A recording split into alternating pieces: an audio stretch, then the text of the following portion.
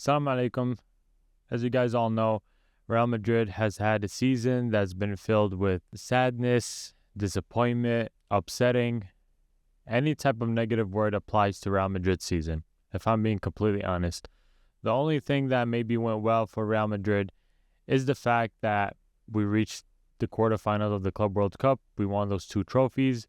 And we saw one of our players win the European Golden Boot and the Pichichi Award. Other than that, though, no kind of major trophies.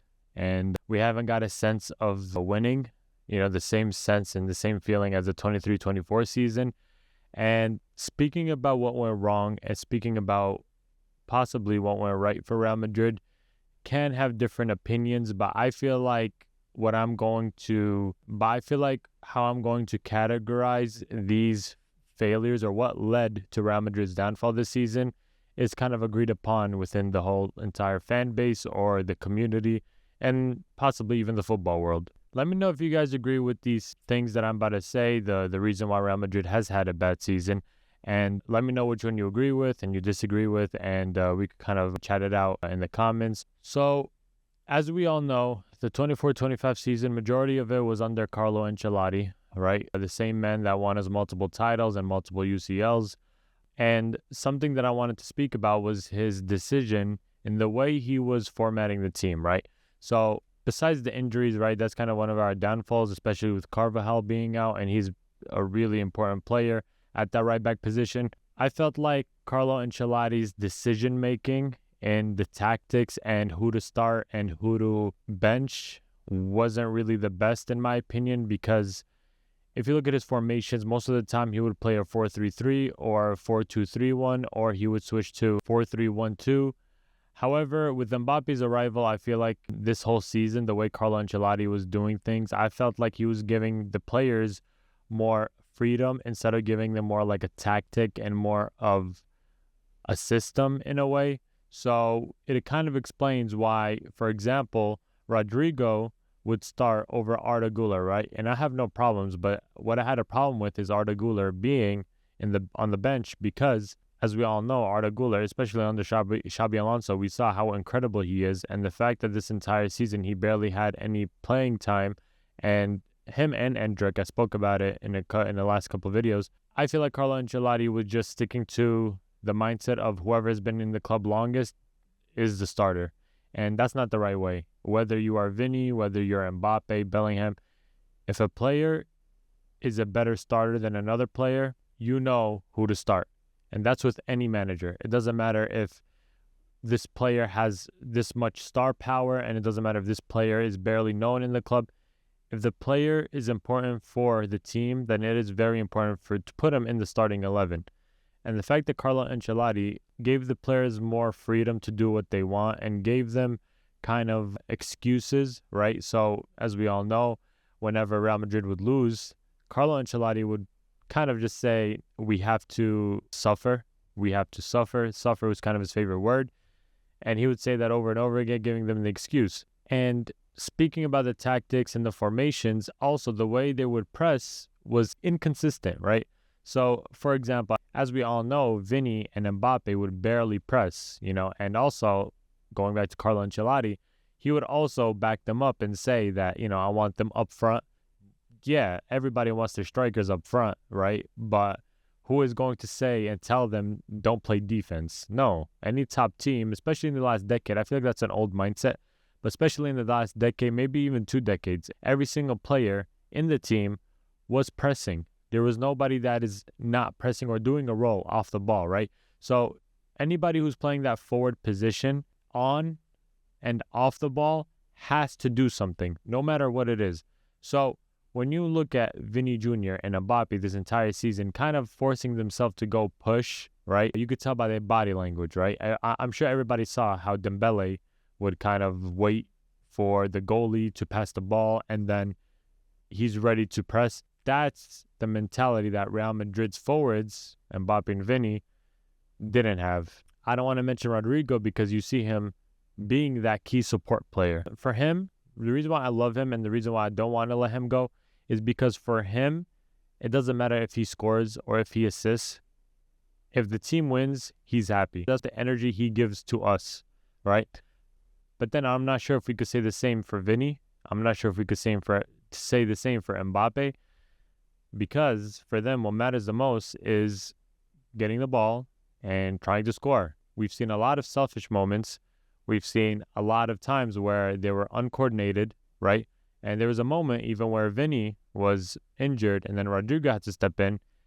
And I'm sure you guys saw how Rodrigo played during that time, right? And everybody wants to forget about Rodrigo just because Vini, Mbappe, and Rodrigo would play, and then Rodrigo would kind of, I guess people want to say ghost, but nobody wants to look at the fact that he plays with the team, he presses with the team, he plays defense with the team, he helps the team. He doesn't play for himself, he plays for the team, and that's the type of player Rodrigo is.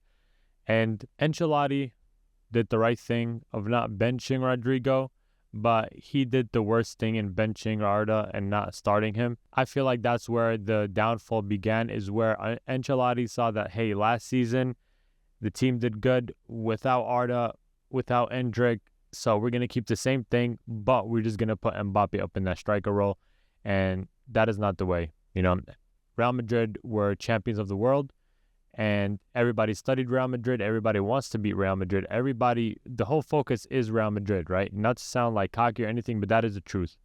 Everybody wants to beat Real Madrid, and it's a huge, huge, huge achievement beating Real Madrid.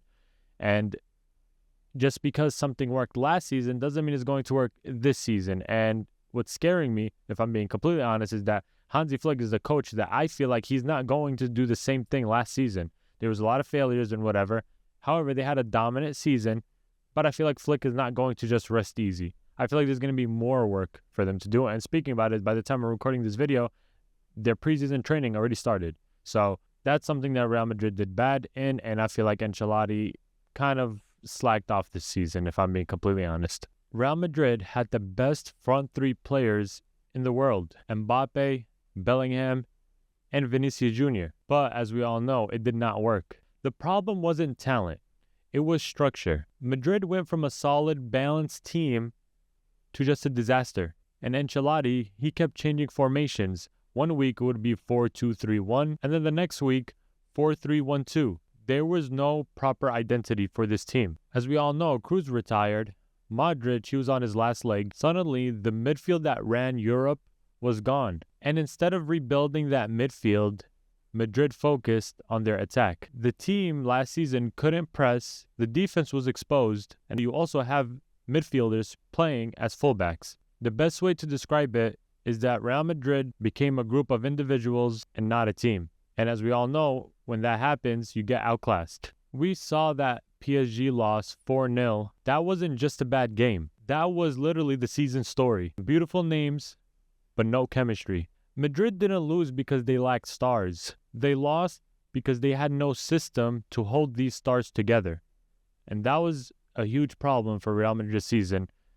Number one, there's still more to talk about. Ego, I feel like, is something that is not talked about within Real Madrid players, and they always have each other's back, and I love it, because if there's an issue like that, I feel like it has to stay within the circle. But we all know Vinicius Jr., everybody wants to argue, or most people want to argue, that he got robbed of the Ballon d'Or. And I feel like that really had an effect on him. And I feel like there is this one huge issue this season with Real Madrid's attack. And it all goes back to ego. It all goes back to trying to prove something. And it all goes back to being uncoordinated. So with Mbappe's arrival, you had Vini, who wants to prove that, he deserves that Ballon d'Or. You have Mbappé arriving that wants to prove that he could fit in this Real Madrid team.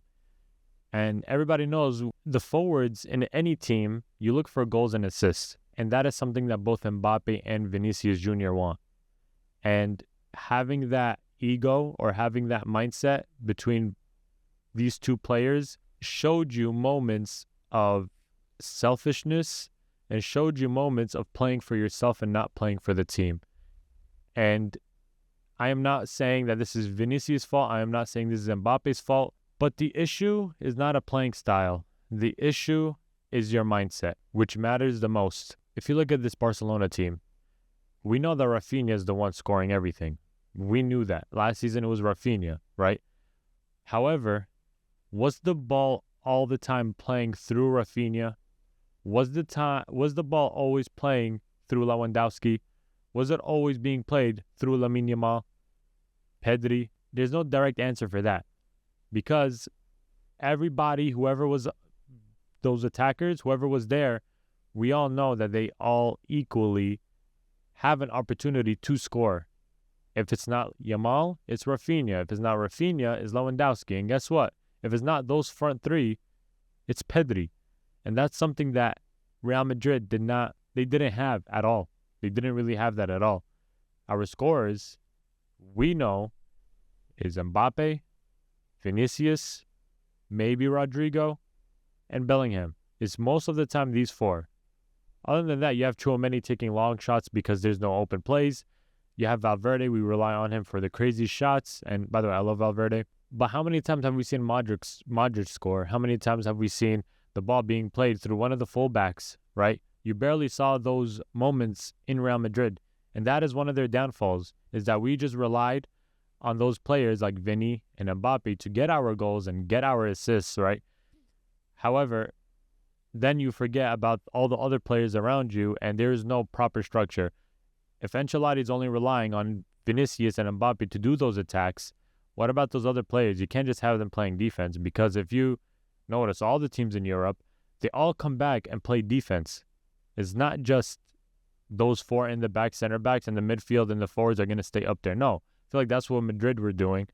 However, you need a team collectively playing that attacking role, collectively playing that playing style role, which is midfield, and also that defending role, right? Because it's a starting 11, right? Obviously, there's different types of roles, but there's also support roles. And I feel like Vini and Mbappé, we didn't see those support roles. Speaking about Mbappé, Kylian Mbappé was supposed to be that final missing piece for the Galactico, the one that should have made Real Madrid unstoppable. Instead, it seemed like he made the team top-heavy, and it showed. It did. With all the results, it showed. Bellingham was no longer the focal point. Vini Jr. had to adjust, and Rodrigo, let's be honest, he kind of disappeared. 1 goal in his last 22 games. Mbappé, Vini, and Bellingham are 3 world-class players. However, they were never on the same page. No overlapping runs, no link-up play, just the 3 dudes just hoping to score. And what about behind them? There was nothing. The midfield was overworked. And let's be honest, Tchouaméni, Camavinga, they're not Cruz. They don't have that dictating tempo just like Toni Kroos. When people want to say that this was a super team, it's really not a super team. It was 3 stars and 8 role players out of sync. And to be honest, you can't build a team by stacking FIFA ratings, right? Like I said, you need structure and you need chemistry. And this season, Real Madrid had neither. For the next part, I did just want to talk about the injury crisis, right? We had Militao injured for majority of the whole season, honestly. Alaba was injured. We had Carvajal that was out. We had multiple times where Vinicius was injured. I believe at some point Mbappe was injured. You know, we had all these injuries. We also had Camavinga injured. So all those injuries also played a role for our downfall. And that goes back to my whole point of us not relying on our backup players, right? The B team or the C team. Because if you look at Barcelona as well, if you look at any other team, whenever there's an injury, they have that backup role or those backup players that they can rely on. And then when they rely on them as well, they have the same kind of odds of winning the game. But Real Madrid, I felt like, even for me, right? I'll speak about myself. Whenever I saw that there was an injury, I wasn't confident. I felt like we needed our starting 11. If there's no starting 11, we are going to struggle. And that's not supposed to be what the team is about. You need a decent amount of bench players. You need a decent amount of academy players that you could rely on, right? You saw multiple times where Barcelona would do these rotations and they were still favored to win. And then Real Madrid, there was barely any rotations.